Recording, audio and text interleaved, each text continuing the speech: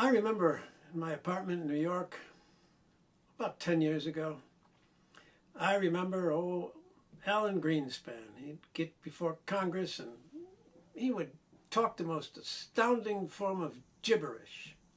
And all the senators and congressmen, they would just sit there and say, yes, sir, yes, thank you very much, Chairman, and thank you, Mr. Chairman, and all that nonsense, as though they understood what he was saying.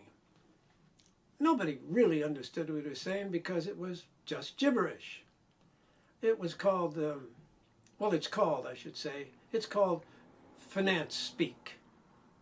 They speak in this jargon that only they understand, the people that are in the financial system or the institutions.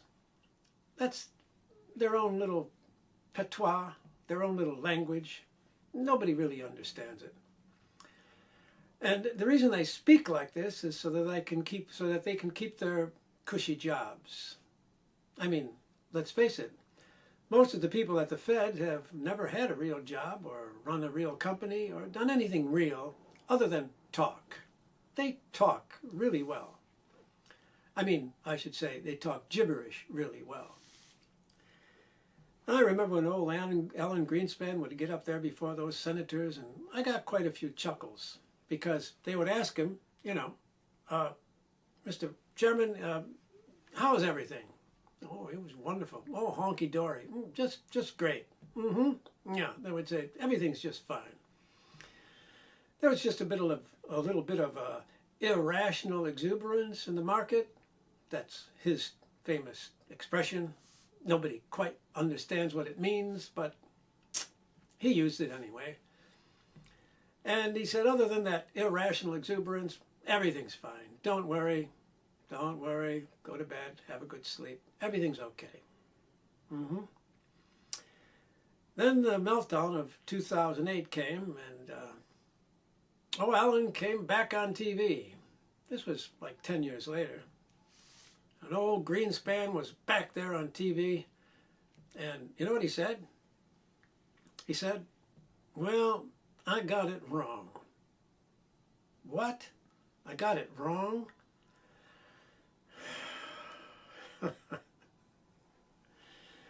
You know what that is? That's something like Alan Greenspan being the captain of the Titanic. He sailed us into these cold and dangerous waters of money printing, which is what they were doing at the time, and they're still doing it, by the way, into the cold and dangerous waters of money printing, and then, when the ship hits the iceberg, old Captain Greenspan says, I got it wrong.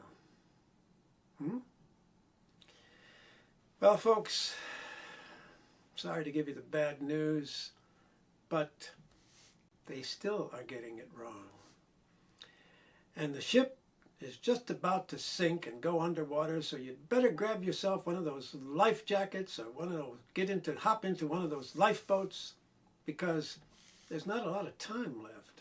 Because old Greenspan and his cohorts, his buddies there at the Fed, they're making the same mistakes they did then. The same mistakes they made in 29 in the Great Crash. Oh yes, the same mistakes. They were making the same mistakes then as they are now. What are those mistakes? Well, it's the idiotic notion that you can know the future and control the future. That's what they're doing. They really say, the Fed says this, let's see now, this and this is happening today, so in order to make things better tomorrow, let's try this. You get that word try? Yeah. Well, that's what they're doing. They just try things. And one of the things they keep trying over and over again, you know that definition of insanity? Trying something over and over again and expecting a different result? Yeah. Well, they keep trying the same thing over and over again, and it doesn't seem to help. I just wonder if anybody really understands what that's doing. I mean, to our system. Well, when you artificially control interest rates, you're tinkering with the market in a very dangerous way because it's never been tried. Never been tried before to keep interest rates this low this long. Never been tried. It's new territory, new ground, a new paradigm that we're entering into. But they say, don't worry, we got it all figured out.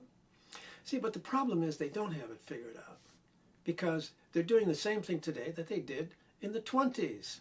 In the 20s, they did exactly the same thing, which brought about the Great Depression by flooding the market with cheap money. When the United States needs money, instead of issuing their own notes backed by something tangible like gold or silver, they issue treasury bonds. They then sell these bonds to the Federal Reserve, which buys these bonds with money they create out of thin air. Have you ever heard of a sweeter or bigger scam in your life?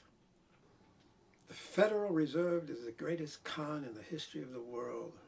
And the sooner Americans wake up to it and abolish the Federal Reserve, the sooner we'll have real prosperity without the booms and busts that we are currently experiencing.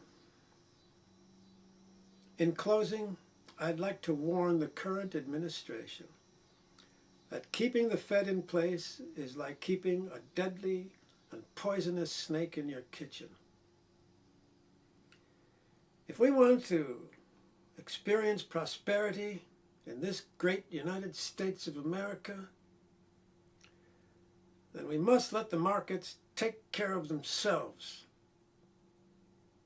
and stop being so arrogant as to think that we can control the future.